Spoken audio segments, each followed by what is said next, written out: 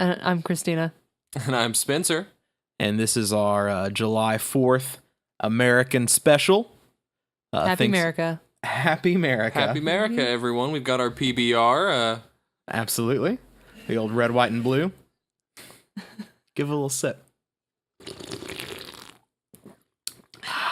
Tastes like freedom. Mm-hmm. Oh, it's too strong for me. So in this episode, we're going to be going over all of our favorite patriotic movies, games, comics, whatever comes to mind. You know, just America and media. Before we get to that, we will, as always, go over this week in geek news. First off, in the ongoing drama between Amy Pascal and Kevin Feige regarding the SpiderMan list / no longer SpiderMan list Sonyverse, recent update this week. Spencer, hit me with it. The recent update is, turns out, no, they're not connected. Spider-Man will not be in the Venom movie, vice versa, presumably.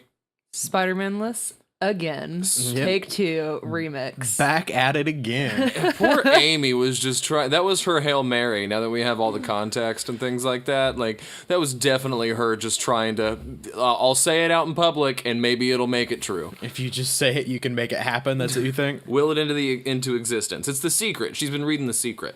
I'm just wondering if he was in the movie the entire time and now she has to redo shit. Like They've just they just stuck him in there. Plan B. they filmed it thinking that was fine, and she's like, "Oh shit, we got to redo everything now." I bet that's what's happening. Can you guys just go to the script? Every place where it says Spider-Man With Spider-Woman. Yep, just Spider-Woman. find and replace. Amy, we can't do that. It's basically a Spider-Man movie. We got some juicy gossip, some rumors regarding Infinity War. I saw a rumor, potential spoilers if this rumor is true, that there would be 2 character deaths in Infinity War. Those being Captain America and Iron Man. I was going to say, about that? I mean, I think that kind of moves the phases along. I know that both of them are running out on their contracts. It makes sense to me. I almost expected them to kill off Cap in Civil War. Yeah. But now that didn't happen there, I'm almost convinced that at least that part of this rumor is true. I fully expect Captain America to die. And it makes sense that if they were going to do 2 deaths, it has to be Tony Stark. Yeah. Well, I know you hate Robert Downey Jr., Christina. Yeah, I do. And Iron Man and Tony Stark. Really? I'll be sad for Cap, though. Yeah, but you'll be glad to not have to see Yes, Iron Man for at least a movie or 2. Yeah. What's your problem with Iron Man? I just don't like Iron Man. That's not an answer. He's a fucking cock ass. All right. Yeah, she doesn't like his cocky swagger and his arrogance. He's so dreamy and smart. He's not dreamy. Jeff, he's smart, dreamy, right? Not dreamy. Like, he's dreamy. I don't know. I don't think that he is dreamy. No, I'm not saying he's an unattractive guy, but to me, I guess Cap's dreamy. The Chris's are all pretty dreamy. That's true. They are. That's true. Wow. I got to get my dream radar checked. Yeah. It's the goatee that does it for me. That is like, I can't. A guy with a goatee is never dreamy. It is intricate a little bit. Mm-hmm. But yeah, I think that'll be interesting. If they kill him off, do you think that they'll move the Captain America mantle to either Winter Soldier or Falcon like they've done in the comics multiple times? Yeah, I think that would be a good idea, and it's also a nice way to introduce the fact that that's a precedent that has been set many, many times in the comics, and then kind of free them up to do that later on if they want to. Which one do you hope gets it, Christina? Hard choice. Falcon gets it. Yeah. Falcon? Yeah, same here. I'm glad we're all on the same page on that. Yeah, for sure. It seems like they were almost setting cool. it up for Bucky to get it, but I hope Falcon gets it. Yeah, I think Winter Soldier's just fine being a Winter Soldier, but it's Captain Falcon. Surprising took us that long. Falcon Punch. Captain America Falcon is more interesting. I don't know. Being able to fly around and have the shield, it's like, oh yeah, it's a dope combination. I wonder if they'll do another Iron Man as well if they do that, because in the comics right now there's a girl who is Iron Man. Right. Also, Doctor Doom is Iron Man in the comics right now. There's a couple of Iron Men running. But I don't know. I think that would be cool. Maybe they'll just go right into Doctor Doom Iron Man I mean, before even introducing him as a villain. I don't think I'd be mad. no one would be mad. In fact, I think we all just want him to hop over. If the Fantastic Four are lost, let's keep Doom, you know? Now, aside from things that are not rumors, obviously Spider-Man Homecoming is right around the corner. That'll be next week's episode after the movie has come out and we've got the chance to go see it. 2 or 3 or 12 times. Yeah, for sure. That's a little extreme. It's the reviews are that For, it's like, like a fucking day? amazingly good. Yeah. Well, yeah, It's already had like that's the fine. Hollywood premiere and stuff. I mean, I know you're not super keen on Spider-Man, but I am. I'm sure so. this will be good. Spencer and I will go see it multiple times if you don't want to go. We'll hold hands. Yeah. We'll hold hands We'll go to one of the theaters that you can lift the armrest up between the two chairs. and just kind of scooch in a little Well, bit. whenever we do that, you sit by him, so you have the armrest that lifts up, and I get stuck by some rando. That's fair. Every But you time. get the cup holder. Yeah, I do make sure you get a cup holder. I don't ever have a drink at the movies. Well, it's because they're Doesn't too ma- expensive, but you can put your can put your keys in the cup holder so they're not poking you in They the pockets. still end Yep, up yep. sitting on my lap. Good God. You're really being ungrateful here. I know. But some more interesting Spider-Man facts and not rumors that came out that I think is cool. This week, the whole Peter Parker being the little boy and Iron Man 2 is officially canon. I know we had talked about that at work, Spencer. Yeah, it's great that they let us have that. I'm a big fan of things like that happening retroactively. Just like fan headcanons being cemented. Yeah. Yeah. It's really the ultimate fan service. It's like, yeah, like the other day also, I don't know if you're about to get into this, but it was officially confirmed that Miles Morales exists Yep. somewhere. Yep. Donald Glover is playing the Prowler. That's his character in the movie. Oh, yeah. And the Prowler is Miles Morales' uncle, who is like a villain, but like not a very good one. Yeah. And so yeah, Miles is in the MCU somewhere. Also, Mac Gargan is in Homecoming, who is the Scorpion. Oh, I didn't know that. Yeah. I feel like they wouldn't have showed it in the trailers. I don't think he's going to be in the Scorpion suit at all. Well, probably not. But introducing him as a henchman, it seems like they're, I guess, based on what we've seen in the trailers, like the Vulture and his crew, like all their tech being, like the reclaimed Chitauri technology and stuff from the other events in the MCU. I think that's kind of a cool way to take it. Do you think that's better than the basement at the end of Amazing Spider-Man 2? Yes, dear God. At least explaining how they got this stuff. Yeah. But it still doesn't explain like why they're all animals. That's one thing about Spider-Man's Rogues Gallery that there's never been a clear explanation for that I wish that there was. You wish that there was, like, maybe they all worked at the same zoo or something like that. Like, they're all just outcasts, zookeepers. I mean, even if it's just a decision, like if the Vulture's sitting around with his crew and he's like, we're picking over all this wreckage, sort of like a vulture. And they're like, oh yeah, that's a really good one. Yeah, like a cool animal name. Well, hold on, let's do animal names. Hold on, I'm gonna be the Scorpion. Yeah, scorpions are badass. What about you? The Rhino. Oh, dude, that's so good. So good. What about you? I'm gonna be the Shocker. The Shocker? That's not an animal. No, but it's like a shock people. Okay, so you lose electricity then. These gauntlets are like compressed sound waves. Nah, it shocks you. But it's because it's so shocking. Just let me have it. I'm gonna be Shocker. Let me be the Shocker. I hope, dude. I hope I should give him the shacks. I've always hoped God. that they would cancel, like, Sony's best bet for their Spider-Verse is to cancel their Sinister Six plans and to do the Superior Foes of Spider-Man, Yeah? which is like a comedic take where like Shocker is leading a bunch of other low-level, like, B and C list supervillains, and they just have like a series of misadventures. If you like, they're not good at being criminals. They kind of try to do a hero-ish thing, and they're not very good at that either. And like, It's very confusing. there's one particularly hilarious panel where it shows the Shocker's apartment, and his couch has his like quilted yellow and brown pattern. Like he uses that pattern in his decorating and stuff. Oh God! Wow. I think that's. I was thinking maybe he just made the outfit out of his couch. Now, babe, you'll probably think this is especially cool since I think you're the biggest fan of it here. Wonder Woman, as of June 30th, is officially the highest grossing movie in the DC movie universe. Woo! It has outgrossed Man of Steel and Batman vs. Superman. Woo! And it's only been out less than a month. Woo! And it's that's domestic gross, not international. Yeah, it's pretty big news, really. Yeah. Yeah, you all for that? Yeah. Maybe we'll get less Maybe we'll get less murder. Shitty movies. Less civilian maybe deaths. more Maybe. good ones.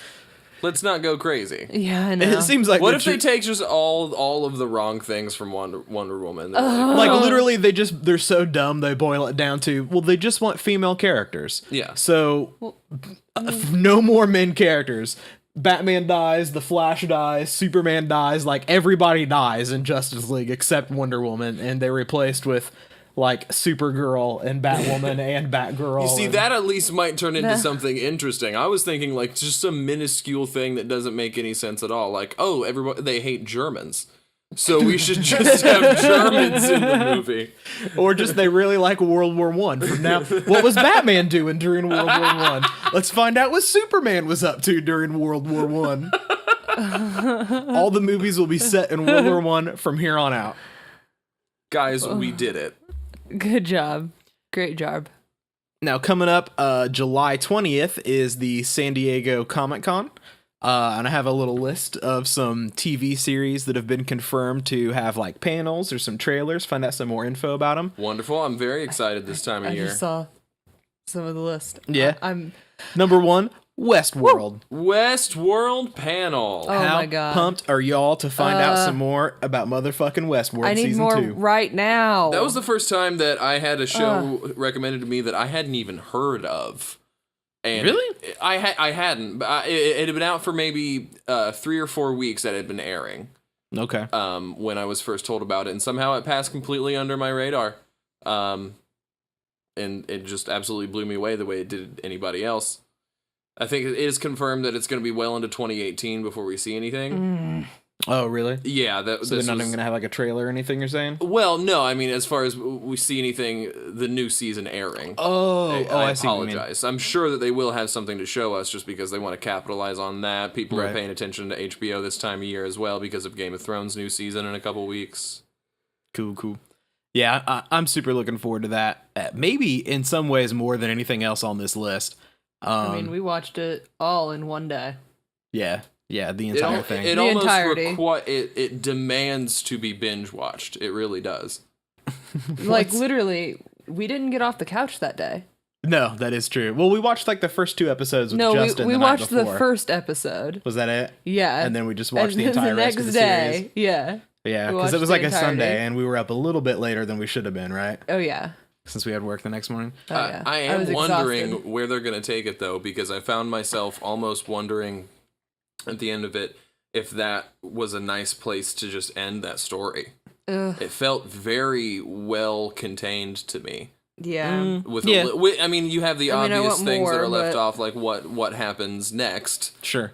As with anything else, you want to see the story through to whatever the creator envisions the completion point to be, but I'm just concerned that they're not going to be able to match that perfect pacing of the first season. So we'll see.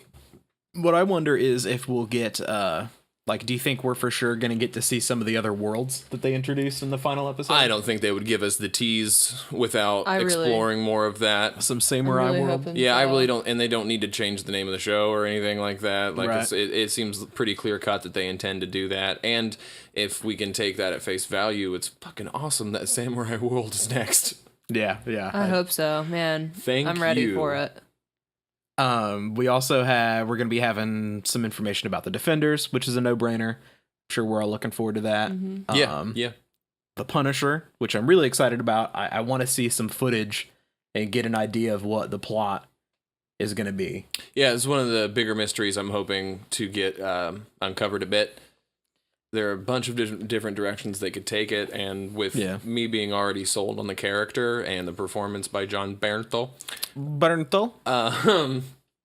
I really hope they have something to give us aside from like, you know, a 3-second teaser of some kind. It seems like the only thing that we know is that it's probably going to involve Micro, right? That was like the last episode. Yeah. He get underneath the photograph of his unit. Wasn't that what it was? He like flips over the photograph of his military unit? Yes. And it had Micro underneath, which is a character from the comics that... Do you remember him from the SpiderMan animated series? Oh, man, I'm not sure if I do by name, no. He was like... you remember there was quite a few episodes that had the Punisher in it, right? Oh, yeah. And you remember he had a dude with him that rode around in like a van that had all the Punisher's weapons in it. Okay. And he was like a fat like hacker guy. Yeah. He would like drive the van and had like a computer That's right there. Micro? Yeah, that's Micro. Okay. He's like, you know, hacker guy. Hacker guy, here's some guns! Exactly.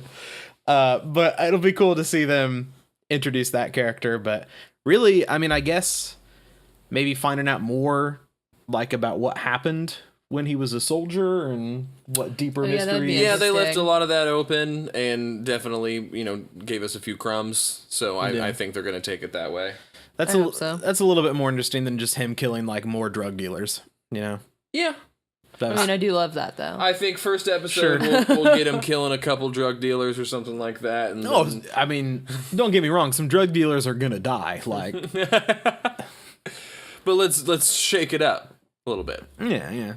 We're also gonna get some information about Stranger Things 2, which I think is what they're calling. They're not calling it season 2. It's just Stranger Things 2. Stranger Things 2. Yeah, like it's a movie, which is really That's cool. Yeah, I like that. Kids on bikes in the 80s is my favorite movie genre. So yeah, super pumped for that.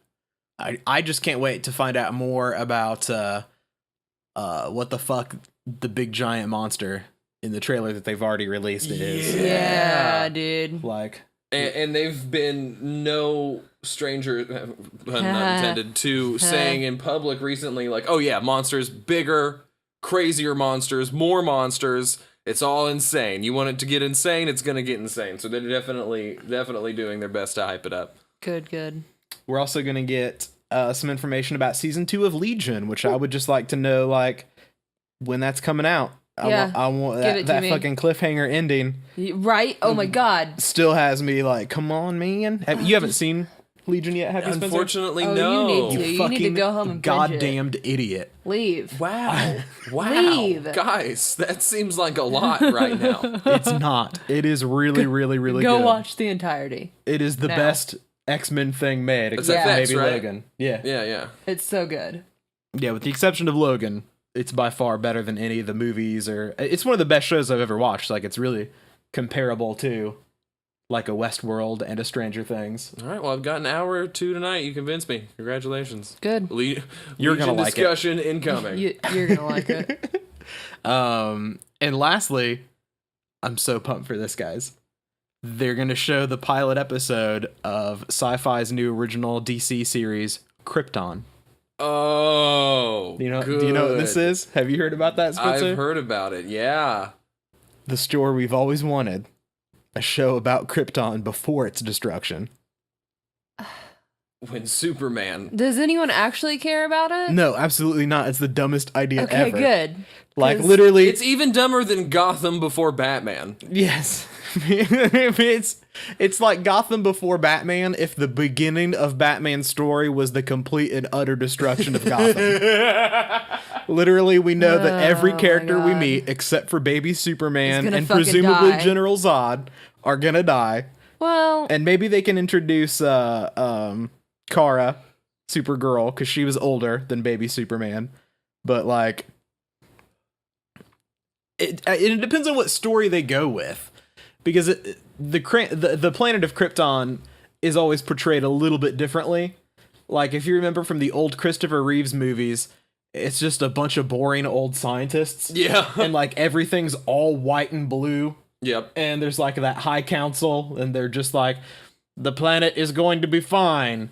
And what's then his it name? wasn't fine? Zor-El's like, yeah, it's not gonna be fine. Spoiler alert. You're wrong. fine. And then he's right. The end of Krypton. In Man of Steel, they try to make it a little bit more action packed, which kind of works. I think that scene lasts longer than it needs to. Like, do you remember that? Yes. From Man of Steel? Yeah. Why can't I think of his fucking name? It's Gladiator guy.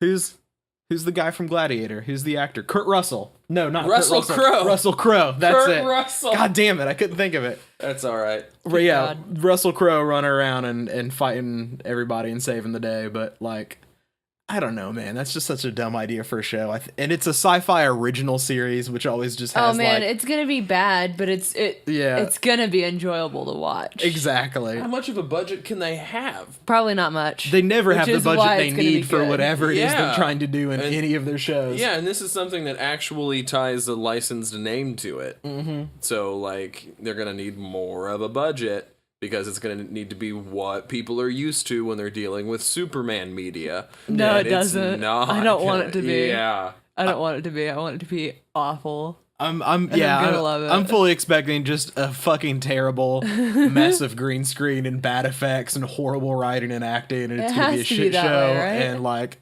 I can't wait for them to add completely nonsensical things to the mythos. I hope they give it to the creative team behind Sharknado. Like, yeah. I really hope. My prediction is that they go the Gotham route and they're like they just introduce proto versions of like Yeah. like everybody has visited Krypton prior to its destruction that Superman will later meet. You know what I'm saying? And you just had Like- no idea. Yeah, like Darkseid's there, dude. Lobo's there. Fucking Parasite Man is there. For some reason, the scientists on Krypton are keeping an eye on the Luthor family on Earth. Yes, Like- you're totally right. Like a big giant space telescope just zoomed in on the Luthor mansion. Yep.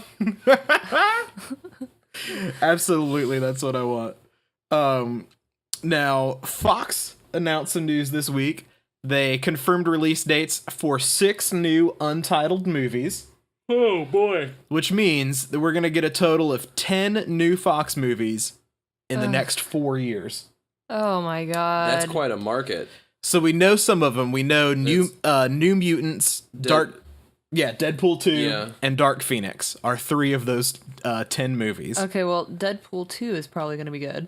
Yeah, for sure. And maybe one of either New Mutants or Dark Phoenix might be good as well. Do you think one of those might be Deadpool 3? For sure. I Yeah. think they're already banking on Deadpool 3. Yeah. Absolutely. They're gonna run it into the ground. So do you think we'll get the Gambit movie? Do you think that'll ever happen? No, No. I really don't. I don't think that'll ever happen, and here's why. Sorry, baby. That's okay.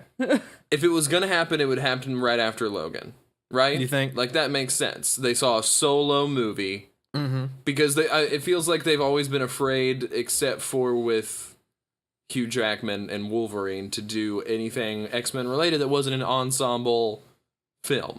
Right. And then, the first 2 Wolverine movies did fine commercially, I think.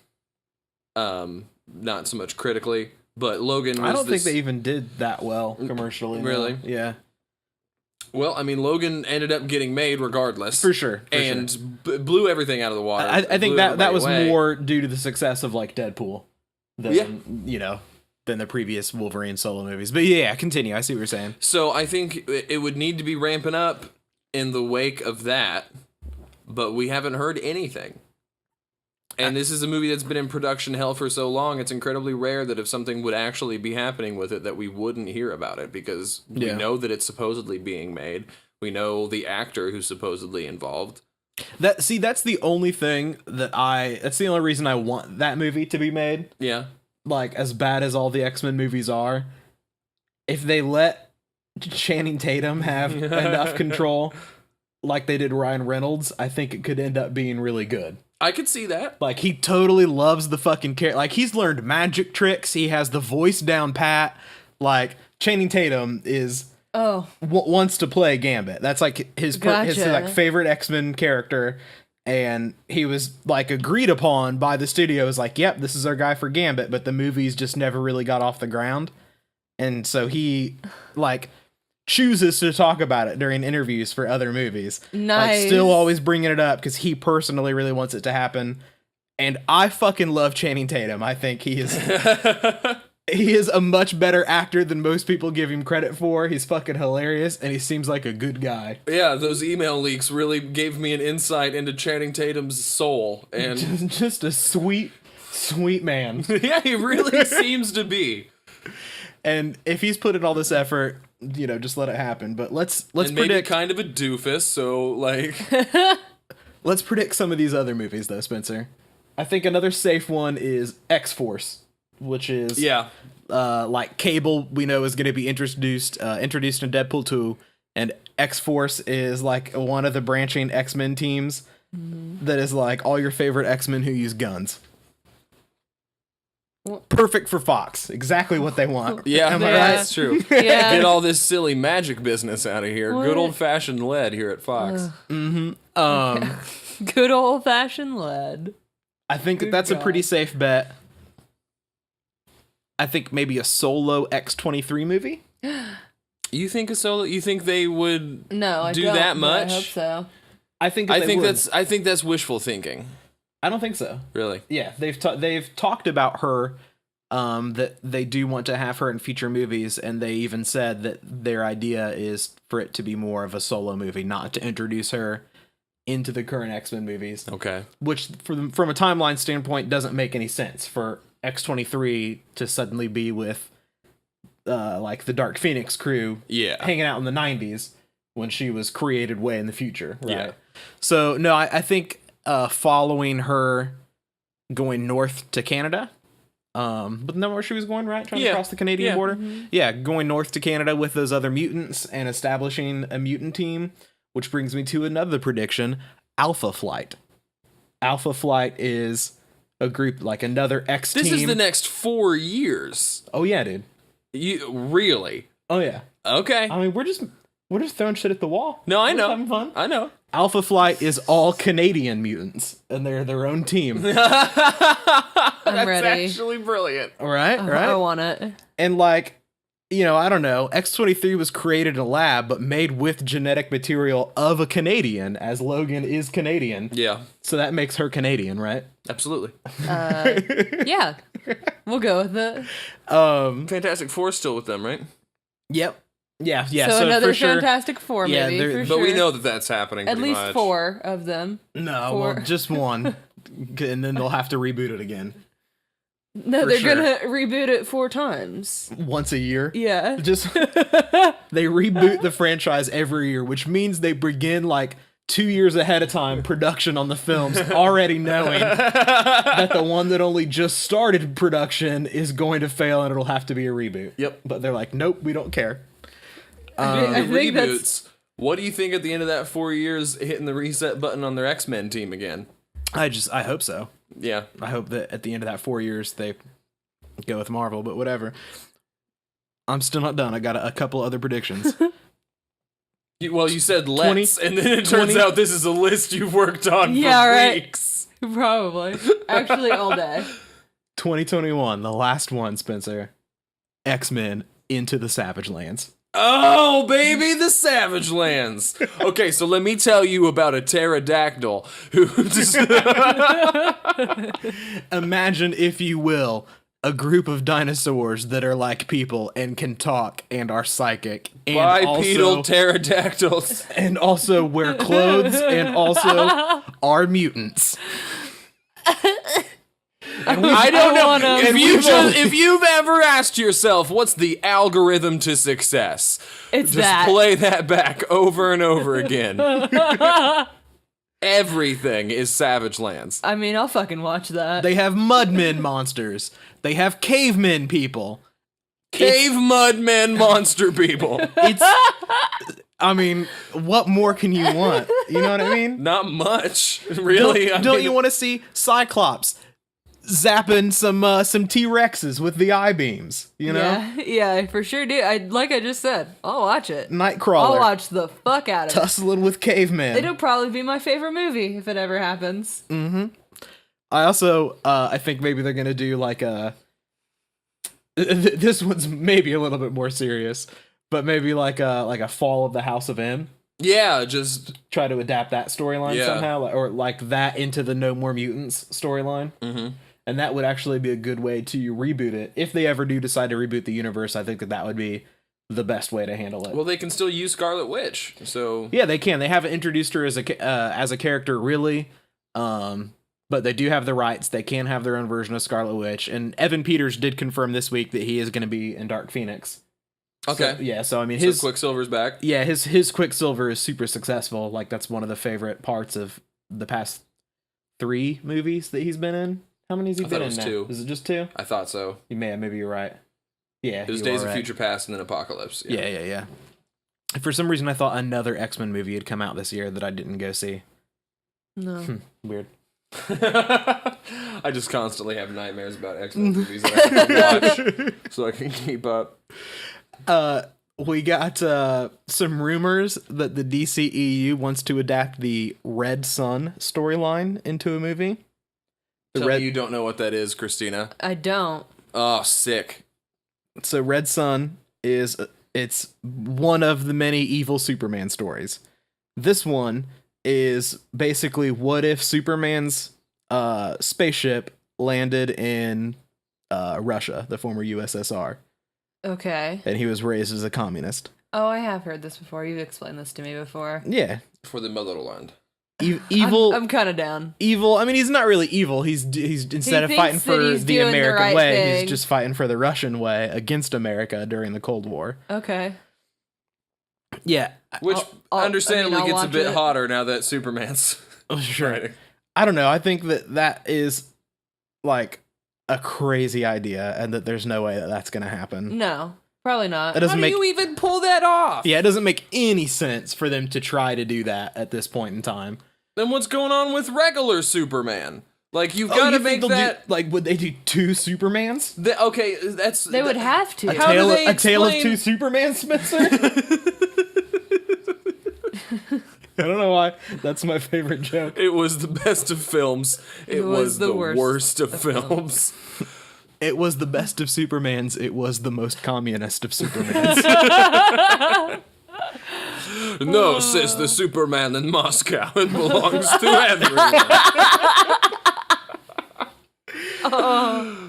No, I just we've already seen Superman and Batman fight, right? There's also rumors going around that Superman's going to be evil in Justice League. When he's resurrected, he'll initially be evil and possessed by Darkseid. You should just be possessed by Russia. I just Possessed by Russia. and also I just think that we don't need more evil Superman at the moment. You know what I mean? Well, Because I mean, he wasn't evil in Batman vs. Superman, but also kind of he was. I think that he was pretty much made up his mind that he was going to kill Batman if he had to save his mom, right? Yep, definitely. So, yes. like, But I mean, I think arguably he's also kind of evil Superman and Man of Steel. He breaks Zod's neck and lets like 100,000 civilians get killed and destroys his own city. So maybe before we keep getting more evil Superman, let's how about, see like, if a good Superman. yeah, exactly. Let's Nice see if DC Superman. can Give us Superman. Yeah, we'll just try it just once. Try to actually make Superman and put him in a movie and see what happens. You know, See where that goes. Henry Cavill only knows how to frown, though. What's he gonna do with that? maybe he's only been told to frown. That's true. That's very true. Maybe the weather's only been told to rain. Yeah, I think the world is ready for DC to make a Superman movie for the first time in a long Yeah. time. They made a Wonder Woman movie. Yeah, they did. They got it. They're working on it, I think. They're working. They're doing trying. their best. Oh, little DC, Warner Brothers, you guys are just great. They're making an effort. Now we also got some pretty dope gaming news this week. Not a whole lot of it, but what we got is pretty cool. Yeah. The biggest and best news: the SNES Classic. Such a great choice. Before we continue, I was watching this video about it on YouTube, and this one dude kept pronouncing the SNES as SNES. SNES? Oh, yeah. SNES. Oh, That was God, God. doesn't that make you cringe? That is It not really right. does. It's either you either say Super Nintendo or you say SNES, right? I'll even accept SNES. Yeah, SNES. That's fine. Yeah, but No, SNES. SNES. SNES. Just bad. SNES. But Jeez. I think it's so cool that they did it because, I mean, as soon as they announced the NES Classic, it was like, okay, When do I get when can I get the SNES Classic? I mean, that is my favorite fucking console ever made, by far. There's an argument to be made that it should be everyone's favorite console. Yeah. I think it comes down to the Super Nintendo and the PlayStation 2 as far as, like... Just the best console with the best games ever made. And speaking of the best games, I was surprised by a few of the really, really good gems that they're including on this machine. Hit me with them. What are you looking forward to on there? Final Fantasy 3, which is also known as Final Fantasy 6. It's actually the sixth one in the series. Yup. It is so incredible, and you don't hear Nintendo talk about their storied 90s past of JRPGs from Squaresoft and things like that, so it's nice to see that. More importantly, though, is the Super Mario RPG. Legend of the Seven Stars. Legend of the Seven motherfucking Stars. You want to play as Bowser? Bowser's in your party. You want all your favorite Mario characters. Princess Peach, she's in the party. She's in the party. Toad, he is not in the party. Okay, well, he's around, though. That's true.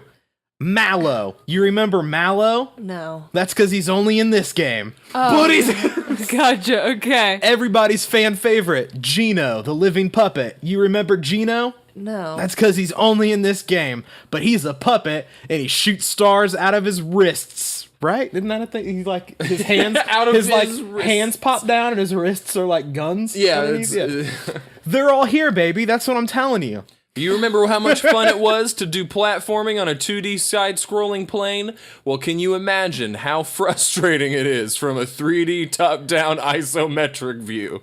D. Terrible. Oof. But the rest of the game's so goddamn good that you take it anyway. Yeah, this is literally one of the best fucking games ever made. Okay. And I'll difficult. play it if you buy difficult.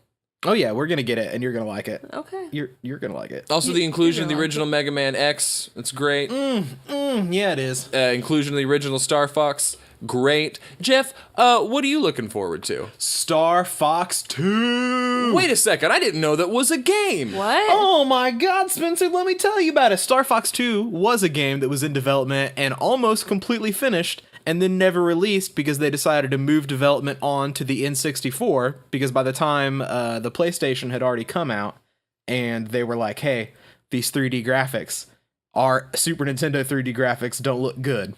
They weren't wrong. They kind of had a point. But they had an almost completely finished game that has never seen the light of day in one of my favorite franchises, which has a serious lack of good games, right? Yeah. Specifically, games where you're in a spaceship You're flying in a around. goddamn spaceship. Right. Right. But in this game, oh buddy, you're in a spaceship the whole time. And there's a ROM that's been floating around the internet of an incomplete Japanese version of the game. Like, since I can remember knowing what ROMs are. Yeah, since I was like 13 at the least. So I've tried to struggle my way through this game on many occasions. It has some awesome ideas that would be used in later Star Fox games. And also, like the Chicken Walker from the newest, I think it's the newest one that you can finally do that in. The R-Wing transforms into a Chicken Walker looking thing. That was some American dude's idea who was working, like the lead developer was American, but he was working for Nintendo Japan at the time. Okay. He was a fucking genius as far as some of these ideas he had. Roguelike elements. So like you start the game and it's not a linear progression. You choose where you go on the galaxy map, and Revolutionary. other entities move around the map as well, like enemy fleets. Introduced Starwolf. Starwolf wasn't in the original Star Fox No, game. it was not. So it was the first introduction of that. You know about Starwolf, right, baby? Yeah, I do. Andros has ordered us to take you down. Uncle Andros! Cocky little freak! Anyways. Sorry about that. Oh. But yeah, every time you play through the game, elements will change and it'll be different because the enemies don't always make the same decisions as far as like how they're going to try to take over the Lilat system. So I'm way looking forward to it. Fucking super cool. They finished it, apparently. They introduced old school artwork for it. Did you see that? No. Yeah, dude, they did like a box art that they released online that was done kind of in the style of, if you remember the original Star Fox, it was like weird. Very photorealistic. Well, it was like puppets. Like they had made like claymation looking puppets for the artwork. So they revived that. Great ideas all around. Plenty of other great games on the SNES Classic as well. Obviously, Super Mario World.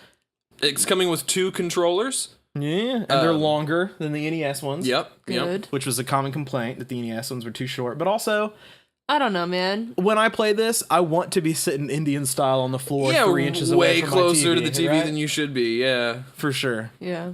Go all in. I'm also super excited about the fact that the NES Classic was easily hackable. People had no problems being able to load up their own ROMs. So adding additional games onto it.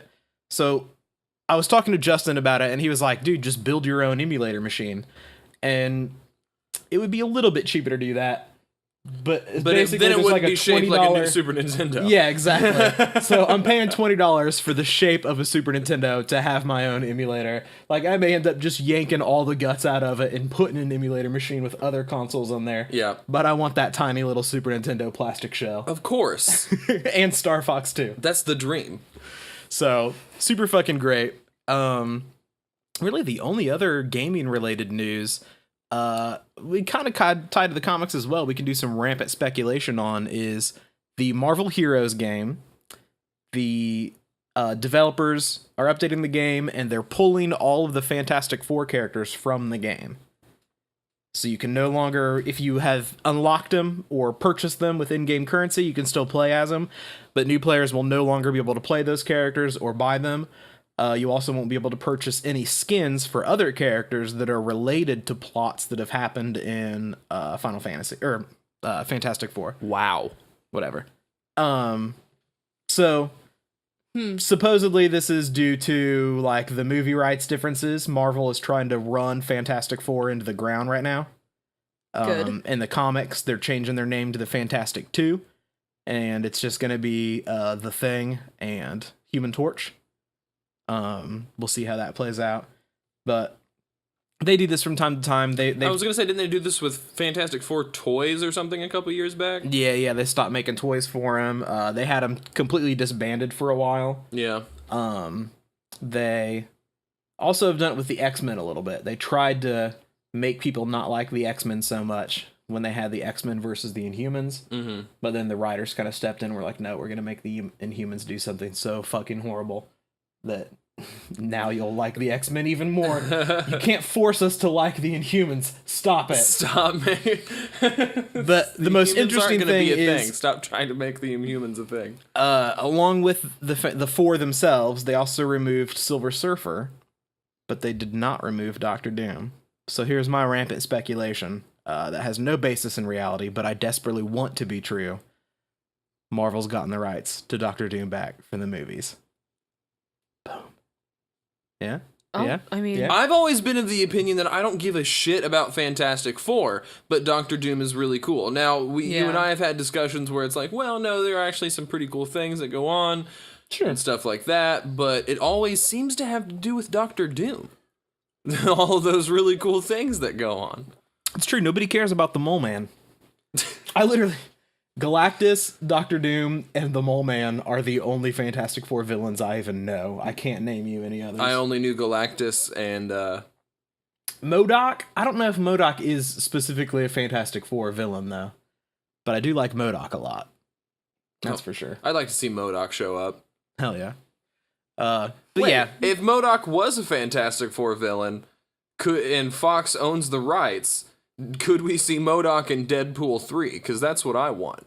I want to see MODOK in a Deadpool movie. Yeah. That's what I want. That's my rampant speculation. He'd be more believable in that. Yes. For sure, because he's a weird, goofy little potato-headed man. He's a fucking head in a jar floating around and fuck. I know it's not in a jar, but... No, I see what you're saying. good old Mr. Potato Just Head. got a rocket in his fucking head. Yeah. And arms and like legs. in his ass. It's like Yes, the bottom well, of him it's is the a bottom rocket. of his head. I think he's His- supposed to be in his some kind head of like bottom. a chair, like a chair device. Yeah, I don't know. I understand that, but I thought it was all one construct. Anyway, He's my favorite. He's my favorite too. Just because he looks so weird. Exactly. Also, we got some pretty cool new trailers coming out this week. Am I right, guys? You are right. Speaking of trying to make us like the Inhumans, Spencer, what'd you think about that Inhumans trailer? Oh my god, dude, it was inhuman. Like, it really Good one. got him. I was so fucking bored Yeah. the entire time, and I have some idea of some of these characters and, you know, at least how they appear.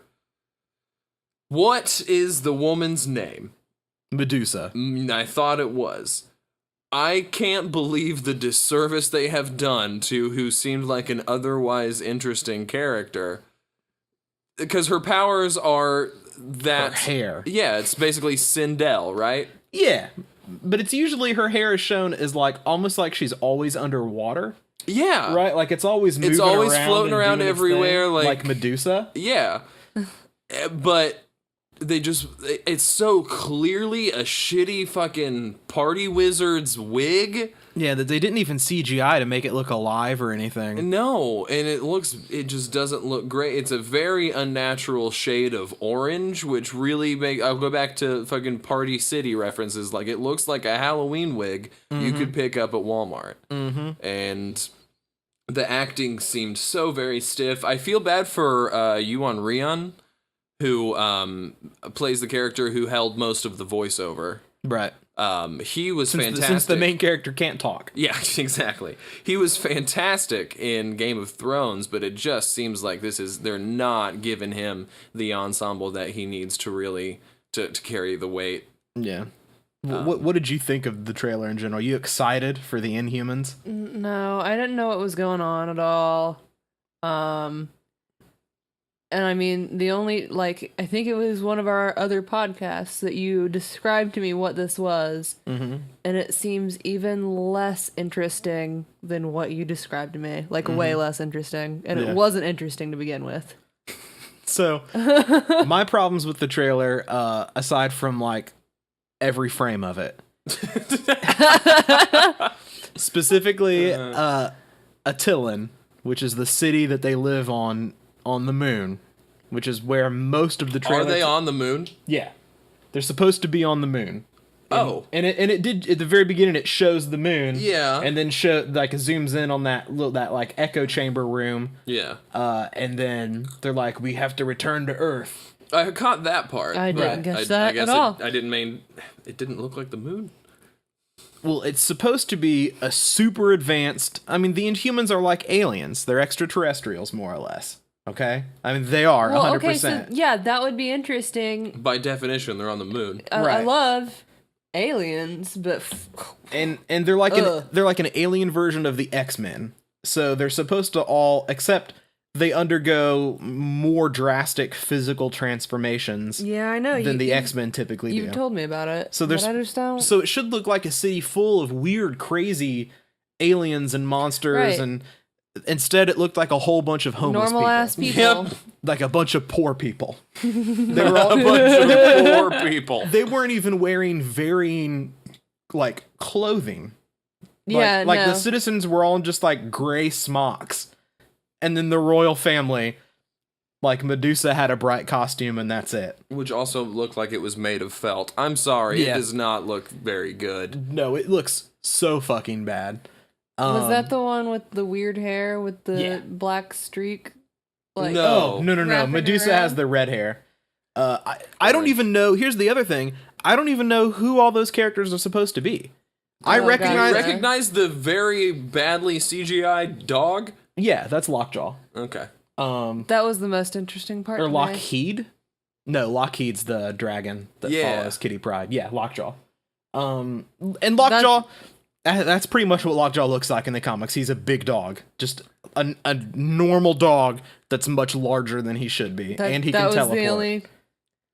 That was the only thing that piqued my interest. Yeah. I want to know what this dog's about. What's going on with this big old dog? Give me a show about that dog. Scrap the rest of it. But Goodbye. like, I don't even recognize most of the Inhumans because they're all just regular looking people instead of looking like the weird things that they look like in the comics. Yeah. It's like almost worse than like what Fox has done to the X-Men as far as making their characters not resemble what they look like. I'd say in the it's comics. tremendously worse. Yeah. Like obviously that girl with blonde hair that somebody has just spray painted a black line across the middle of is supposed to be someone, but I don't fucking know who. And I don't know who dude from Game of Thrones is. Like, on sight, I don't recognize who that's supposed to be. That's not, like, immediately obvious. Yeah. Until he starts talking. And, Looks like a and dude they're who's wearing some leather. Yeah, and they're like, and you would betray your brother? And then I'm like, oh, okay. And then, like, I just... It looks so bad. Why does their super advanced alien utopia, which is what it's supposed to be, look like a big old fucking... It looks like a fucking skate park. Everything's everything's just rounded concrete. It looks terrible. You're right. And it's supposed to be a utopia. They're supposed to not want to go to Earth, and like they have to because of the Inhumans that are on Earth. I completely did not get that message whatsoever. No. Instead, it's like it's desperate. We must go to Earth because living on the moon sucks so bad. And if they have all these powers, nobody in the trailer uses a power at all. No. Except for the little that Black Bolt lets out. Yeah. That's it. On the dog. Right, and and Lockjaw teleporting. Also, if they have all these powers, why do they have a bunch of dudes with guns? Like when he's in the chamber and he's like, "You would kill your brother with a whisper." Yeah. And he gets ready to open his mouth, and all those dudes run in with guns. It's like, why do they have them there? Guns, dude. I know. And then also, I have a big problem with the grunt when he's fighting the cops, and the cop hits him, and he goes. And it like shoots out that sonic wave thing that blows those cars over. Yeah. It looks exactly like Black Canary's effects in Injustice 2 when she lets out her scream, you know? And like that's not what his powers are. He can reduce an entire city block to just dust instantly with just a whisper. Like a little and So that that grunt should have destroyed like half that. Yeah, dude, half like the world, half the state. Yeah, exactly. I mean, that's how like drastic and catastrophic his powers are, and why there's so much like drama behind him not being able to speak, right? Because that's like such a shitty power to have, but as you can imagine, occasionally can come in very handy, right? Yeah. But if he's just shooting out little air blasts, it just looks like some generic little air blast thing, then like who gives a shit? Talk and aim it upward. Right? And, you're right. There's not supposed to be any aiming it at all. Like it just goes everywhere. I don't know. Looks like fucking garbage. In better news, we got a new trailer for Death Note. What do you guys think about that? Oh man, I didn't think I'd be into it at all. Right? I know. I'm the same way. Yeah. Everything they show me about it, I'm like, oh fuck yeah, dude! And Willem Dafoe, just get the fuck out of here. Mm-hmm. Absolutely, doing his little Green Goblin laugh. I love it. It's exactly the Green Goblin. And I'm like, yeah, it's the only thing I missed from the old Spider-Mans. Yeah, I think it looks really fucking cool. I was hesitant on scheduling, like, having one of the episodes of our podcast be about Death Note when it came out, because I just didn't know if it was going to be good. Dude, I mean, but even after seeing those trailers, I think there's enough there that we can firmly say that that'll happen. Yeah. I felt bad for rolling my eyes when you were like, watch this Death Note trailer. I was like, oh my god, who cares? And now I care. Yeah. I care. Into it now? Yeah, it looks cool. Yeah, super pumped. Also, we got the trailer for Rick and Morty Season 3. Ooh. Almost time to get Swifty. I know, and a release date, July 30th. Yeah, man. yeah, less than a month now. It's finally almost here. How good does the trailer look?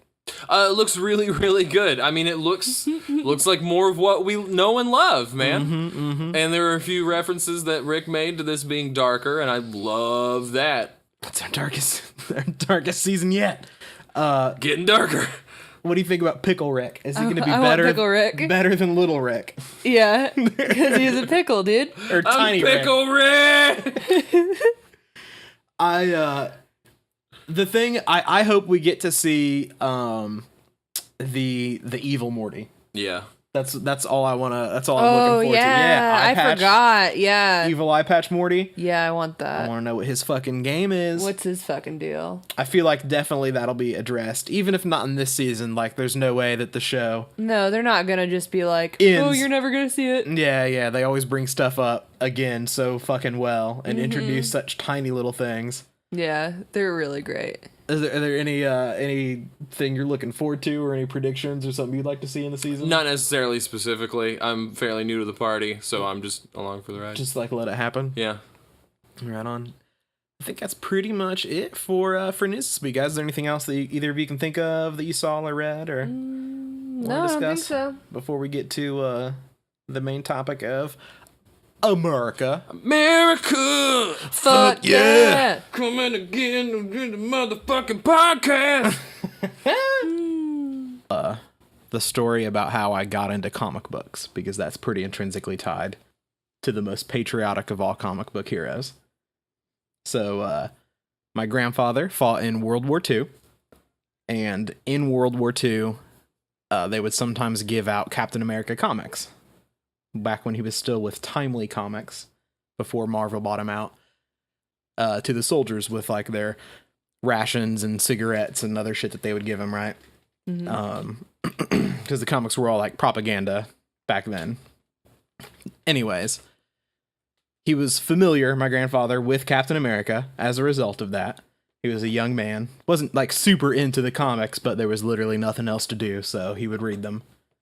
When I was little, my grandpa used to take me to the library in Newcastle, and they had comics there that you could like check out at the library. And they were usually not the newest issues, but like whatever. I wasn't super into them. Like, I was a fan of like the Batman cartoon series, but I had never like read a comic book.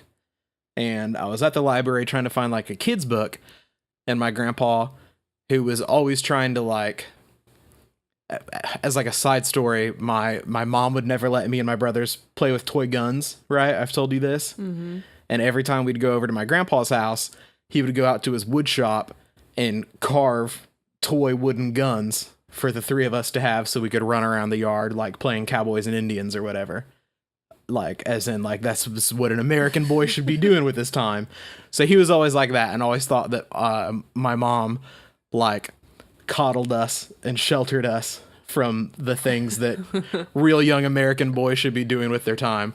So when we went to the library, I was looking at kids' books, and he was probably thinking, oh gosh, these like Little Engine That Could, what kind of shit is this? Here's what the boy needs to be reading, and made me get a whole bunch of Captain America comics. And that's what got me into comics in the first place. And obviously that like opened the door to other characters, you know, because like they would show up in the comics and stuff. And he always thought that it was dumb when I would read like any other character, because he would think that they were too, I don't know, like a delicate way to put this, thought that their costumes were a little flamboyant, if you will. Gotcha. Wow. use less polite terminology for that.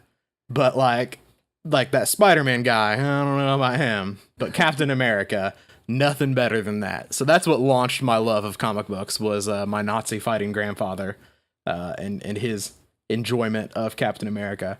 So I think it's fitting that we just discuss the character. I know he's one of your favorites, right, Christina? Yeah, for sure. Captain America is cool. What do you like? What do you like about him? Man, he's so dreamy. His physical looks. Yeah, he's dreamy. I mean, that's the And American just- answer. We are yeah. shallow. Yeah. Sure. And he's just like so good. You know? Yeah. Like, good guy. He is. He's a good guy.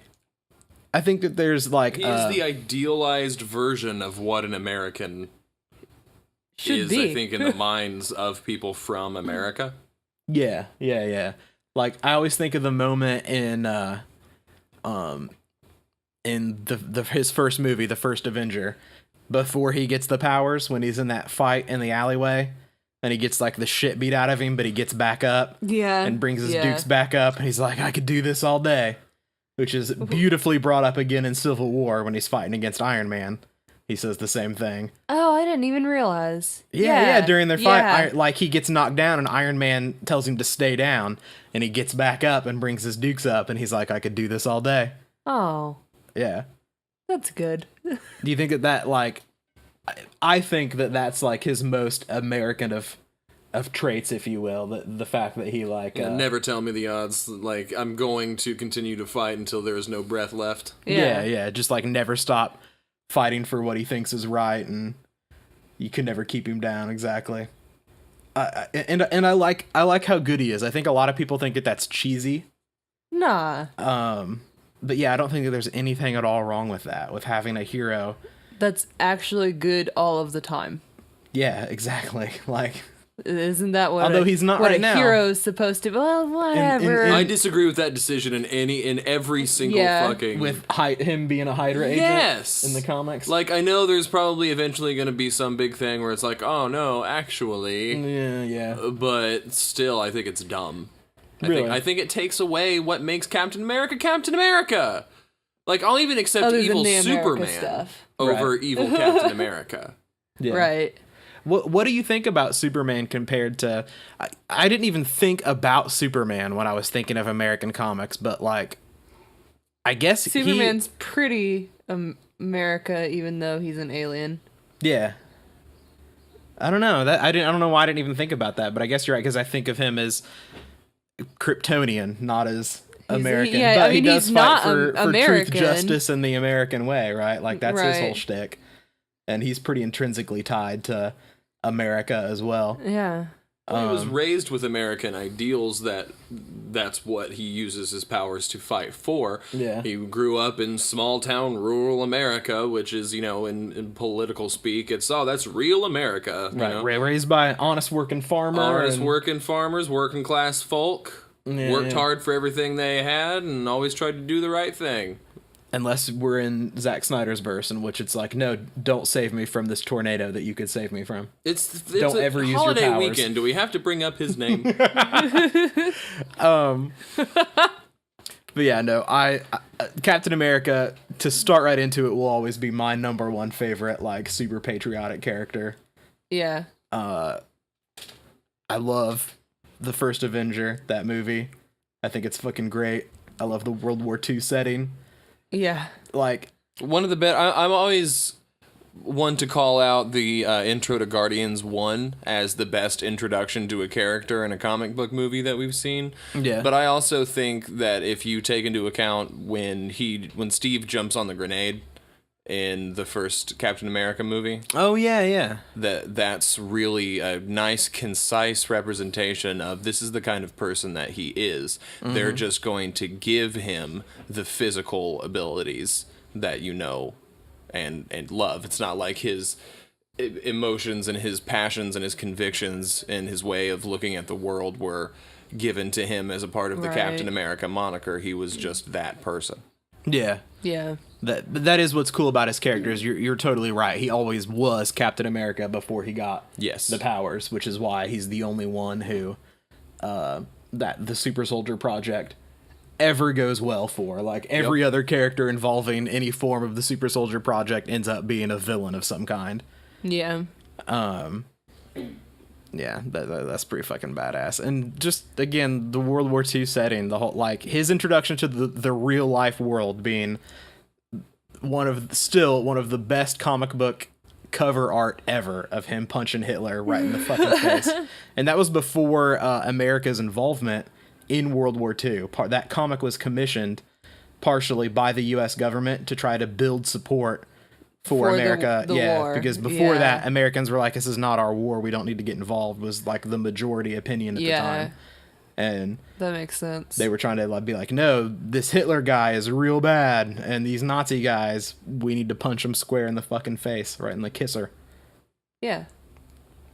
What do you think? We're gonna jump around a lot, but like, Yeah, sure. again, is there anything more American than fighting Nazis? No. think I that's really just- think that's it, because what is a better... Because, okay, if you think about world history, Right. especially recent world history, there's a lot of... there's a lot of context that needs to be taken into account. There are different points of view, different perspectives, no clear-cut good or bad guys. The Nazis are the closest thing that we have to a physical distillation of evil in our minds. Right. Yeah. Whether or not that's a direct result of the propaganda that our ancestors were subject to, who knows? But, like, that's what it all boils down to, is they are committing genocide, and we're gonna go get their backs. Like, the victims of the genocide. Right. I was like, wait a minute. Yeah, I was Victims like, of the genocide. hold up. They are being genocided, and we're gonna gonna get go their help. backs. No, for sure. What's just some of your favorite examples of Nazi fighting? Favorite examples of Nazi fighting? I mean, the one that just has to come to mind is Inglourious Bastards. Yeah. I think that movie was made with just the thought in mind of, let's make a movie about killing goddamn Nazis. Let's have Brad fucking Pitt, American man, square jaw actor, play a fucking what was he? Lieutenant Aldo Ray. Yeah. Mm-hmm. And just everything about that movie was America. There was diversity. There was good old-fashioned violence against evil. There was baseball was used as a violent plot device. Like, Yeah. like, come Knocks on. it out of the fucking park. That movie is as American as apple pie. For sure. It's that's something that we watch every Memorial Day as a nice nod to American soldiers. Like, they call it the Good War, right? World War II was the Good War. Yeah. Like, and you think that that's just because of the lack of, I don't know, complication in interpreting it, if you will. Yeah. Like, whereas, like, well, yeah, absolutely, we had to go kill the Nazis. Like, Yeah. like, no, that's never a point of debate. And Exactly. but if it is... if you- Vietnam, Korea, Afghanistan. Right. Like, but if you do debate it, well, then you're a fucking Nazi. you are a Nazi. You are at the very least the most ignorant individual who has ever existed, but more than likely, Yeah. you're a Nazi. What about the mysterious hero who punched Richard Spencer in the face on live television? He is Captain America. Is he an American hero? He is an American hero, and there's a lot of talk like, oh, well, what do you consider a Nazi? Richard Spencer. He gave Right? a Hail Hitler. Yeah. So He also let a bunch of eugenics stuff get posted under his editorial purview. So you're a Nazi. So yeah. Nazis get punched, ladies and gentlemen. just a good history of punch. We got Captain America. We got Indiana Jones, the classic Yeah. punching a Nazi Okay, yeah. movie hero. Yeah. Do you think that counts as a good movie series that we can talk about? Or is it really just the two involving Nazis? I think it's just the two involving Nazis. I think anything involving Nazis makes us... It's a Pavlovian response of patriotism. Okay. You think you're gonna try to sit here and convince me that the Temple of Doom is like... Like this, that's what I was gonna say. So there's nothing American about the Temple of Doom. No, certainly not. There's nothing American about the Temple of Doom except for the fact that it only got made for money. That's pretty American. That's true. That is true. I think aside from the fighting Nazis, the other very American thing in the Indiana Jones series is trying to turn archaeology into into something action packed. Like there's something kind of sadly American about like going into ancient undisturbed tombs and just disturbing the fuck out of them. Oh yeah, just Destroying a lot of them, as a result. He doesn't try to, But he does. But if they're definitely- snakes, But you do. he's gonna flail about. he definitely breaks his way through some of those temples. Yes. Fucking fantastic. As far as like more serious movies regarding America, what about Independence Day? We will not go quietly into the night. It's the only time he's ever been inspiring. It's such a good speech though, isn't it? I know. This is our Independence Day. No, legitimately, I think it catches a lot of flack. A lot of people are like, this is one of those just 90s movies that was so bad it was good. No, fuck you. It was so good it was good. Yeah, I agree with you. I really think, like, fuck the second one, but... Right, obviously. It didn't have Will Smith, I'm not interested. Yeah, but it did a good job as a kid of doing two things. One, cementing a deep, deep fear of extraterrestrials into my psyche. Really, you attribute that to the movie Independence Day? That and science. Okay. Well, and also just, I mean, it's off topic, but aliens, I don't have a game plan against aliens or demonic possession. Any other of the horror tropes, you just gun up. You get guns and you kill them. Like zombies, werewolves. Werewolves, even with werewolves and vampires. What about mummies? What do you do against a mummy, Spencer? Well, you unwrap them, and then there's... Is that the weakness? Yeah, you gotta... It's the wrappings. There's nothing inside them. If you take off the wrappings, they just turn to dust. No, it's sand. Because they're from the desert. Okay. Yeah, obviously. I guess that makes sense. They just... If you get bit by a mummy, do you turn into a mummy? Only if someone wraps you within 24 hours, because what you really turn into is sand. Right. So if I get bit by a mummy, I'm going to start turning to sand, which is going to lead me to wrap myself. I guess you're right. Thus completing so you don't the fall process. apart. There Okay, you go. yeah. Yeah. Interesting. I'm glad we figured that out. Universal Studios. Get at us, man. Come on, we got some ideas. Your last mummy movie didn't work out so well. We got a better idea. We got you. We got you, fam. We're still going to cast Tom Cruise, though. Yeah, well, obviously, you can't. He is a delight.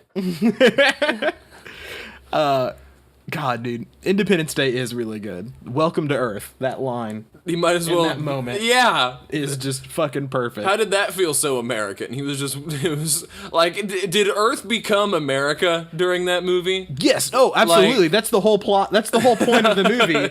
It's not that, like, America is the world. It's the other way around, dude. By the end of that movie, the president has united the entire world under the banner of America.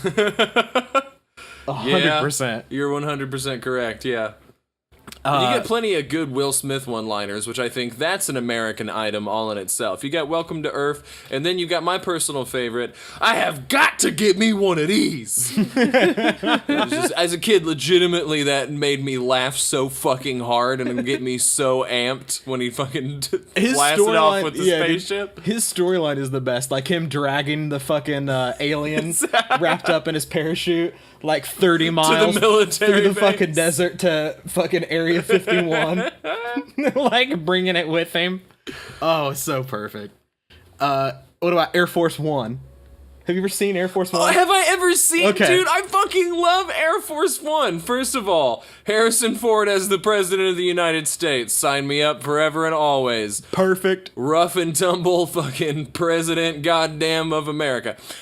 Second of all, any movie where Harrison Ford is trying to find his family is usually good. Is usually good and has some patriotic undertones. Yep. Who was it that he was it Russians? Vague Russians? Yeah, I don't know, dude. Just like Eastern Europeans, Russians. Yeah. Something like that. It was before 9/11, so they weren't Middle Eastern. That's true. Back then it was Russians, and then 9/11 happened, and now all bad guys in movies are well, we're moving back Eastern, around yeah. to Russians again, actually.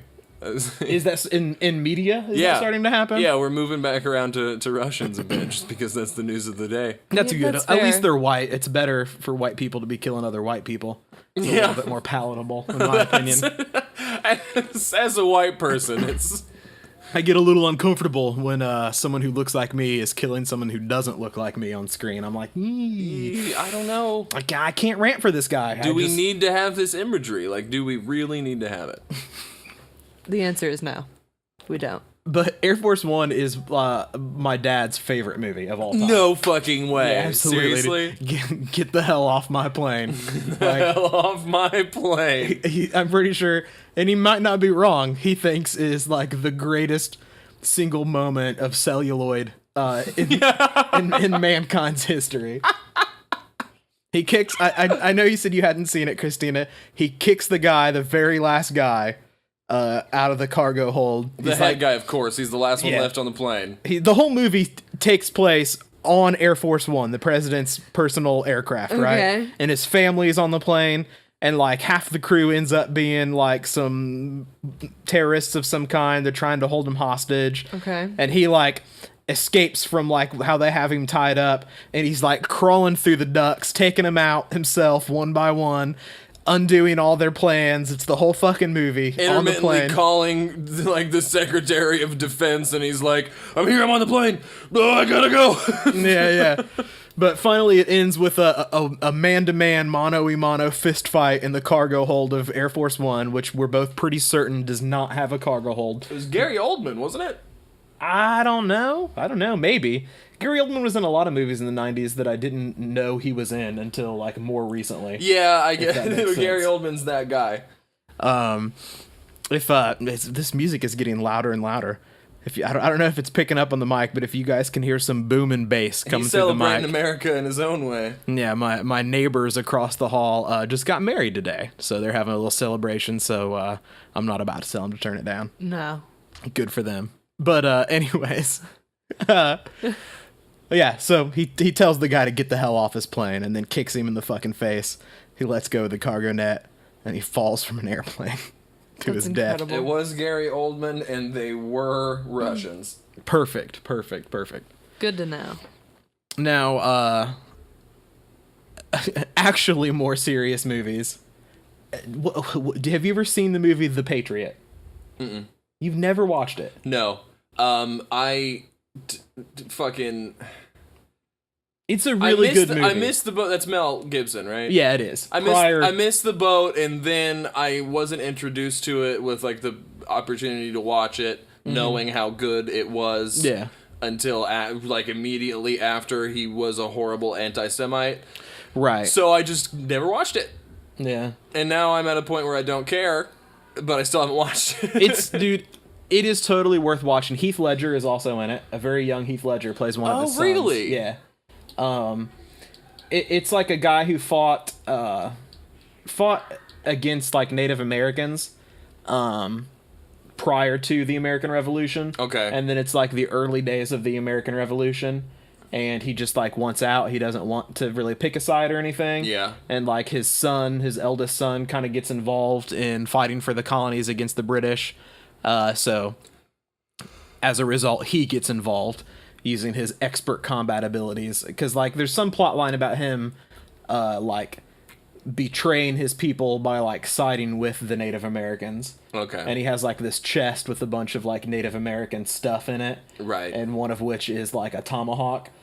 But there's an amazing scene where the British people come to his house, and they take away his son who was fighting against them. Okay. And he's like, nope, I'm gonna go get my son back. And they have him in like this horse-drawn carriage, and there's like a whole, unit or battalion of redcoats, and they're going through the woods, and he grabs his younger two sons, who are quite young. Yeah. And he's like, look, here's the plan, here's what we're gonna do.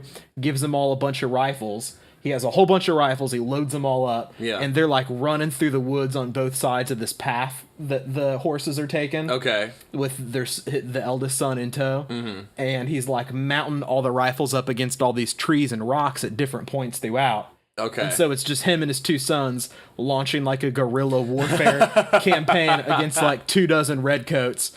And it totally works. And by the end of it, there's like... he takes on like the 5 last guys himself, and he just has like his bayonet and his tomahawk, and he is just hacking them to pieces. It is incredibly graphic.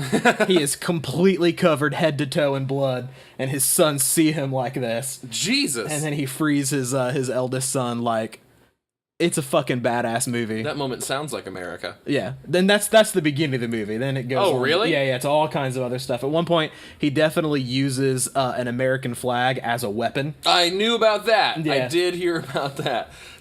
It's badass. Sounds like a good moment, honestly. Super good film, even though it does star an anti-Semite, which is unfortunate. A horrible, horrible, monstrous man. Yeah, but somehow still has a career.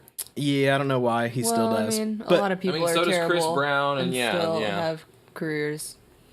Yeah, but Chris Brown was never talented. At least Mel Gibson did put out some good work. You know what I mean? Fair, yeah. And of course, last World War II movie, Saving Private Ryan. Oh. Ugh. You like that movie? Yeah, it was a good movie, but man, Very sad. What isn't there? We've watched at least part of that together. Cause cause you, I think, get super upset at the scene whenever the Nazi very slowly stabs the American guy. Oh, yeah. Right? Is that what happens, or is it the other way around?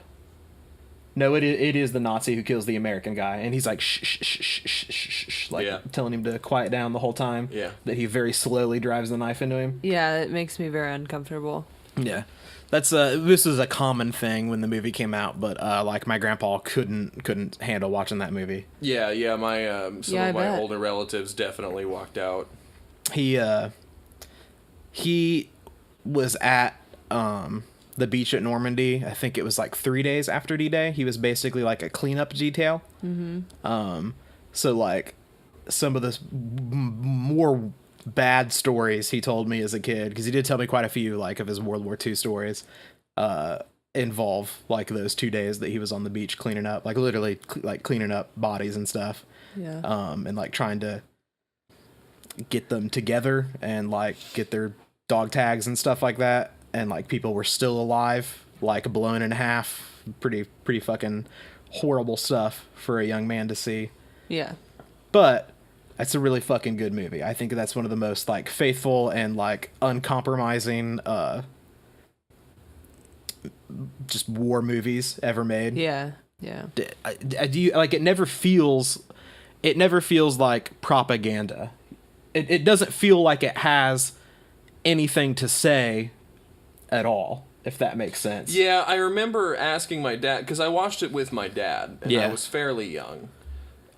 It wasn't when it came out by any means, but I was still fairly young, and I would always ask him, what he thought the moral of a story was. Yeah. And I remember picking this out. He said that he thought the moral of that story was, because we had talked about war crimes recently, and he said all wars are crimes. Okay. And that kind of stuck with me for a while. Yeah, that makes sense. It doesn't. It's not like woo America, fuck yeah. It's like, oh my god, look at this tragedy. Yeah, but it also, I feel like, is never like we should never do wars. Wars are totally bad. It's like no, all wars suck. All wars are tragedies, whether or not there are good intentions, whether there are good repercussions, whether or not a victory or defeat will lead to better lives, what have you. Like it sucks that it came to this, but war also at the same time, like this is, I mean, those Nazis were awful and had to be stopped. Like, for sure. That's and some of those Nazis had families. Yeah, but they were Nazis too, Spencer. You think that? Well, in any case. No, what? Go ahead, continue with the question. You don't think that there were any family members or even servicemen under Nazi purview who had no way out? Yeah, for sure. But still, I mean, fuck them all. Yeah. Is my viewpoint. But a lighter story that my grandfather told me, I don't know that he said that he doesn't know for sure if he's ever killed anybody. Yeah. Because like the only gunfights that he was ever really in were like more larger scale, like you're kind of laying down fire to lay it down. Yeah, like shooting in the fire or shooting in the general direction of people.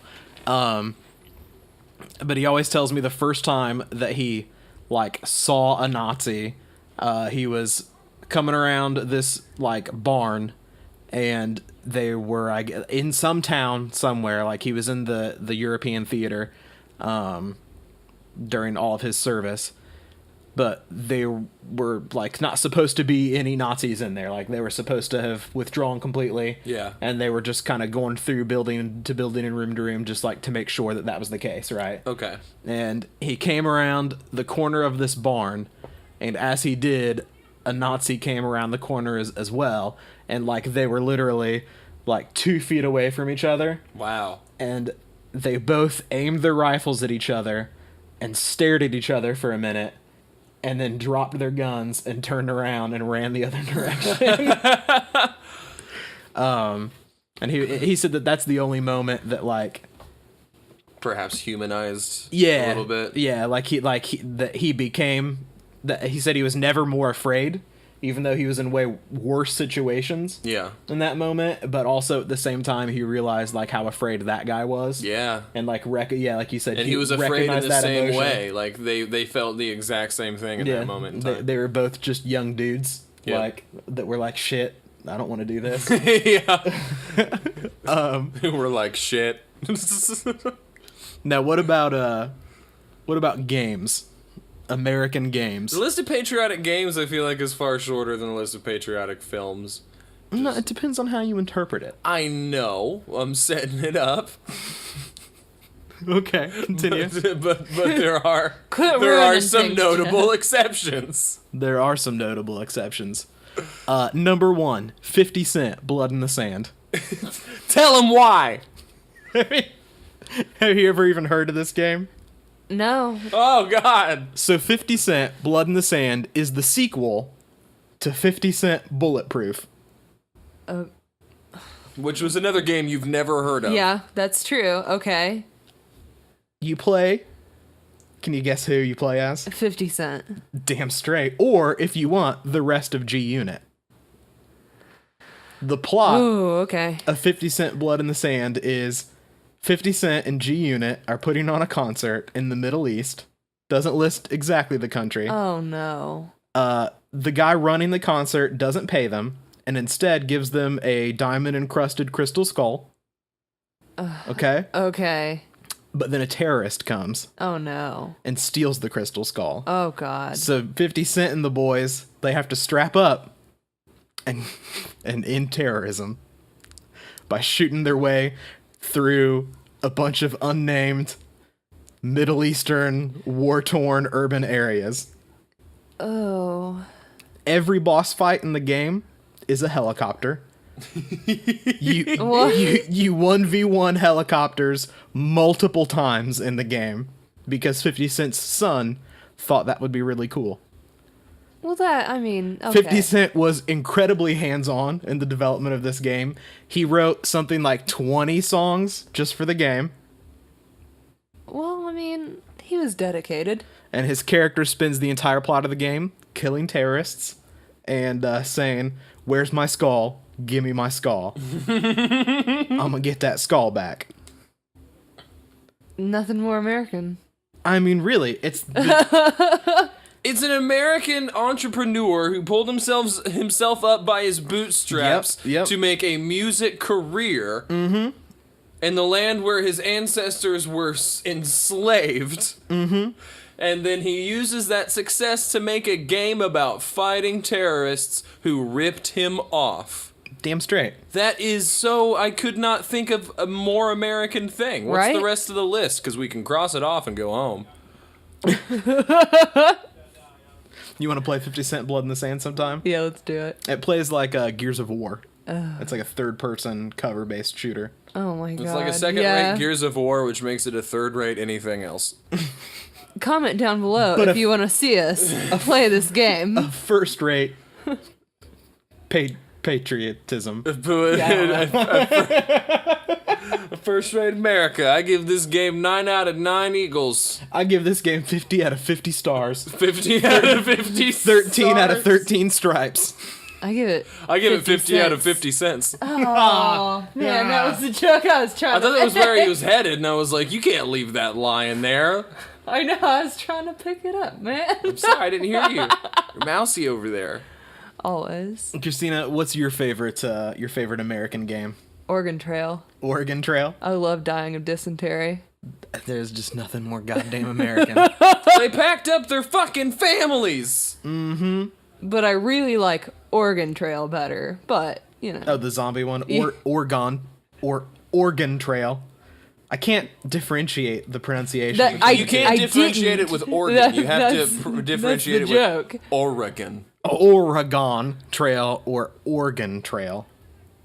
Oregon Trail and Oregon Trail. Jesus. You're They're saying both the exact great. same thing. I know exactly that. But we're talking about the American one, right? The American one where you die of dysentery. Yeah, that doesn't have zombies.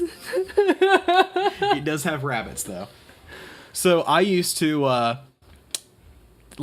would not be allowed to play Oregon Trail on the computers at school. Why? because I would never do. Basically, I would You start just log too much time? No, I would start a new game.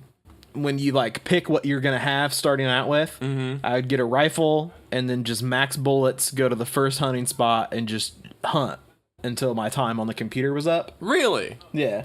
And I guess they're like, oh, this fucking kid. He's just trying to kill things. He's trying to make Oregon Trail into just a game where you kill things. We got ourselves a fucking Columbine over here. We got ourselves a Columbine. That's what they were thinking. I'm pretty Gosh. sure. And I mean, they weren't totally off base. Really, I was like, this is like a way more boring version of Doom.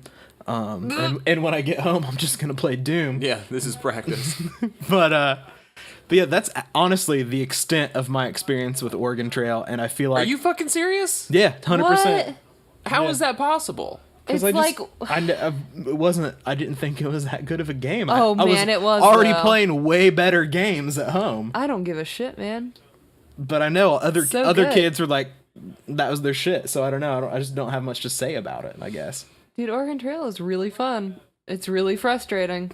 Especially when all of your people die of dysentery. That actually got me interested in that section of American history. For sure, definitely. Really? Well, it blew me away as a kid because, we grew up with cars and trains and planes. Right, So the idea that you would pack up your whole family, and go for 40 years to the other side of the country. Yeah. Is that how long it took? No, it wasn't 40 years. No. Okay. It took a hell of a long fucking time, though. Yeah, I don't even actually know how long it did, but you were a completely different group of people. Right. When you got there, and, you had some new members, and you had a bunch of people who were dead. So it made me really think, like, this is what life used to be like, and it was simply just the idea of there is opportunity in the West.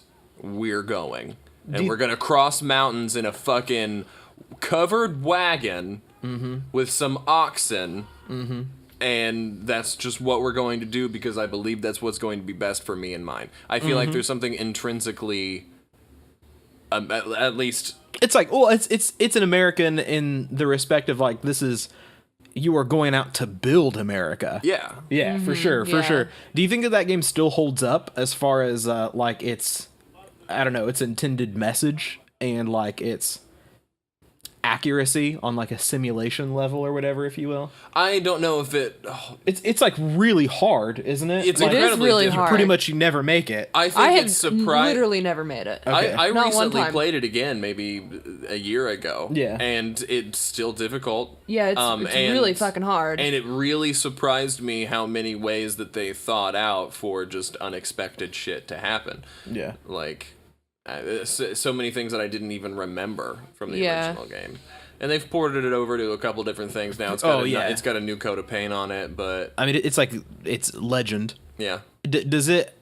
I guess, again, because I didn't get to experience it firsthand because I chose not to, but it seems to me like That's a mistake. it is intentionally difficult to help press home like how difficult and daring and how big of a risk these real life families were taking. Well, it was Right. developed with educational settings in mind. Right. So that definitely was something that ended up being a brilliant piece of game design that I think may or may not have been intentional from a simulation standpoint. Like, was like the difficulty of it? Yeah, Yeah. is that it was incredibly, incredibly difficult, and the game, there was something especially memorable about the blunt nature of the way Yeah, it delivered yeah. information to you. Just, they're dead, and now you're leaving them by the side of the road because you have to keep moving because Yeah, you don't have the yeah. food to you, so you bye dad. So- Dad is dead. Yeah. Like... Yeah. That is pretty cool. There were I kind of want to play it now again. there weren't any educational games I can think of that use difficulty as the blunt instrument with which to teach you things. No, it's- Right? No. Definitely not. Other American games, I think Grand Theft Auto, the whole series, is pretty intrinsically tied to the American dream. There's nothing more American than stealing cars and running over people. Well, it's The series, I believe, is supposed to. I mean, it's supposed to be a parody of America. Yeah, I know. You know what I mean? Yeah, Like, for sure. capitalism, American pop culture, and yeah, all of it just run rampant. But the only one, I don't know. I have weird opinions. I feel like a lot of times on the Grand Theft Auto series. I really liked San Andreas. Yeah. I fucking That's the hate, best one. absolutely hate Vice City. Vice City is one of the worst games God, I've ever played. it's a piece A lot of people garbage. think that that's like the best one, or like I think maybe that's second nostalgia talking. to Grand Theft Auto 5. I think when they were kids, they had fun crashing motorcycles and doing cheat codes and shooting everybody up and listening to the 80s soundtrack. Which is but- fine, but it's not... But Vice City, that was the first one to come out after 3, right? Yeah. Yeah. So I think people just have fond memories of it, but they don't actually come to it from an objective standpoint. I hated 3. I barely 3 was even terrible. I barely I don't even think I played ever 3. played it. I played the original one, like Grand Theft The Auto and Grand Theft top-down, Auto 2. yeah. Yeah, when they were like totally different games. With the switch to 3D for 3, they just didn't do it for me. The graphics were so bad. They were very bad. They tried to do a lot, but Yeah. But San Andreas, I don't know. The thing that I hate about Vice City in 3 and 5 is I hate all the protagonists. They're like horrible garbage people. yeah, And I know that Yeah. they're supposed to be. I get that. But like, just doesn't sit well with you. yeah. Whereas there are good qualities to be had in CJ and in Nico Bellic. Yes. Yes. But I yeah. think the best one in regards to America is Grand Theft Auto 4. In which you play a fucking immigrant. I mean, that is the American dream, dude. Yes. Yeah. Coming overseas for a better life. Seeing Lady Liberty on your way into good old NYC. Well, Liberty City, but yeah. Well, yeah. Playing darts with your cousin. Avoiding phone calls from your cousin. Nico. Yeah. Dating FBI agents. She was an FBI issue, right? She was. Or Yeah. FIB, excuse me. Yes, I keep exactly. forgetting the alternate universe of the Grand Theft Yeah. Auto franchise. But no, man, that game gets surprisingly emotional at times. Yeah. And it made me play it, and it's the only one that I, to an extent, naturally role played in. Yeah. I guess. Like, I can agree to that, yeah. if I wasn't being chased by cops and stuff, I would kind of like follow traffic laws. I wasn't popping on sidewalks and running over people. Like, I never did any like the crazy killing spree for fun stuff in that game. Like, it really sold me on its world and on its character. And like, it wasn't a choice that I made consciously. It was just like, No, this is what Nico would do. yeah, it was like Nico's trying to not be a violent person. He wants to get out of that life. So I got to do this stuff, and I have to do a series of sketchier and sketchier tasks. And now suddenly I'm in over my head, and I'm just trying to fucking save, my cousin and my Irish friend and his beautiful sister who I want to marry. Like, Yeah. I don't know. It was a sister, right, that you married? Yeah.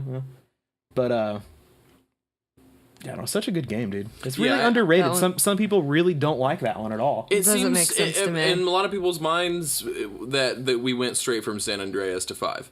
Like, Yeah. I rarely even hear people talk about it, let alone talk shit about it or build it up. Most people don't have much of an opinion on it at all, and that doesn't make much sense to me because it really showed me. It makes sense how we got Red Dead Redemption after playing Grand Theft Auto 4. You know, like it makes sense. It was the first real showing from Rockstar that felt like, holy shit, they've got some fucking writers on this team. Yeah, Like they've got some people who can really craft a narrative and make me believe it. Yeah, for sure. You mentioned Red Dead. I feel like that's a pretty American game, right? The Wild West, Yeah. cowboys, spaghetti westerns, Spaghetti. Italian directors and Italian actors filming movies in Italy about the American West. I mean, what is more American than that? Nothing. For Nothing's American more audiences. The thing about Red Dead is that even though it does feel American because that setting is so American, you could argue that the ultimate villain of that game is America. Is at least the U.S. government. Well, yeah. Well, I think that's the point of cowboys Yeah. in general is like that era the way that it's romanticized and stuff now is the cowboy's supposed to represent like the last true free American. Yeah. Like before the man, Absolutely. stepped in. Before the Yeah, West was yeah. tamed. Yeah, before the West was won. Before the West Some might was even won. say. God damn it. I don't know. Do you think we'll get more of that in? I keep forgetting that Red Dead 2 isn't a sequel; that it's a prequel. We're And gonna then get shark cards. Yeah. I'm seriously terrified. I can't think about There- that game right now. There's nothing more American than Microtransactions. Except they cost $60, so it's macro transactions at this point. it's just a transaction. It's just a Spencer. transaction. The other day, I was Regular-ass thinking about buying a transaction. loot, like 11 loot boxes for $10. Are you serious? For Overwatch? man? I just let the thought I've done it pass my before. brain. I've spent money in Overwatch. Yeah. And then I was like, wait a second. I already got this game. Why am I spending more money on the game? I don't understand. Because you want that skin. I have like 3 legendary Genji skins, and it Wait, makes were you me gonna so buy the mad. loot boxes? How soon was this, or how recently was this? Oh, they were gonna be basic loot boxes. What the fuck? Don't buy basic loot boxes. I don't know, man. Only spend money in the game when it's like an event. Yeah. Right, to increase your chances of getting. The event specific. I didn't realize Yeah. the event specific items. So many of them locked until after the event was over. Yeah. Yeah, all of So them, all of them. All of I them didn't do. get that Diva skin. I only got one of the dances. Yeah, you'll always be able to get more regular boxes, dude. Yeah, I got you. Nothing more American than Regular boxes. regular boxes. I was gonna say Soldier 76. Yeah, soldier. We're all soldiers now. We are all soldiers now. Are there any other Americans in that game? I'm real quickly trying to go over their nationalities, and I don't think that any of them are. Like an awkward silence here, but no. Oh, McCree, duh, obviously, fucking McCree, and maybe Reaper. I don't know. No, it's Reyes. Oh yeah. You're totally right. Yeah, so it's just What McCree and about, Soldier 76. What about Lucio? No, he's not American. I can't remember the country off the top of my head, but he is from another country. Oh, is he? Yeah, because he's a popular DJ. Part of his backstory. Well, I mean, there are DJs in America too, but Yeah, but I know that it's a part of his Okay. backstory that he's from a different country. gotcha. Anyways, weird tangent, guys. Gabriel Reyes is an American mercenary and Oh, terrorist. well, there you go. All so right. you're racist. I 'cause am. you just- I yeah. thought that as soon. I was like, his last name is Hispanic sounding. He couldn't be American. How fucking racist am I? Jesus fucking Christ, Spencer. There's nothing more Born in American Los than Angeles. being Hispanic. He's in the U.S. Armed Forces. That I didn't mean that offensively. That was like a legitimate like. This is the America we live in, and I'm glad that we live in it, and that's a part of it. the way you said it, I mean, I was like, ooh, why? it Why was, did you it was say it maybe that way? maybe an ironic statement, but absolutely not disparaging Okay. in intent Good. whatsoever. Now, what about Assassin's Creed 3, Spencer?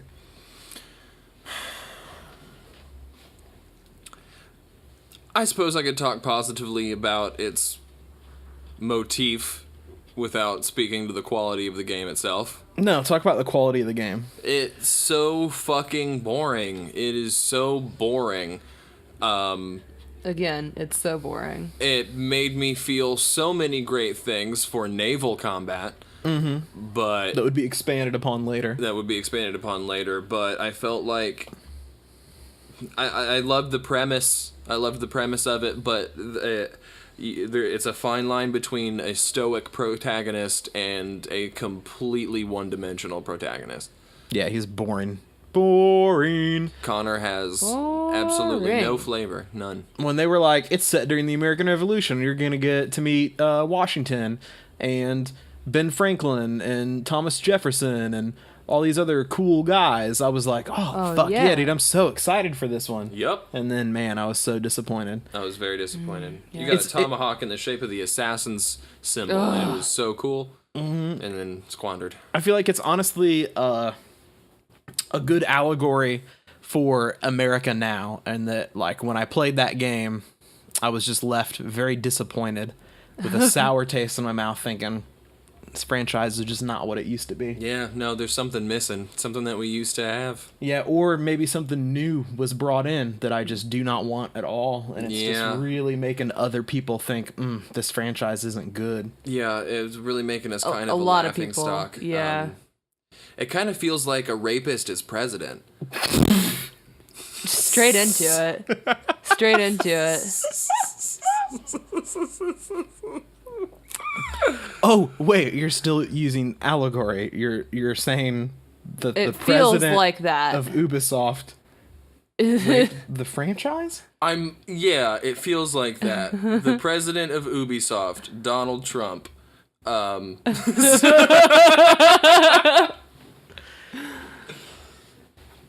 Man. I don't think he's the president of Ubisoft.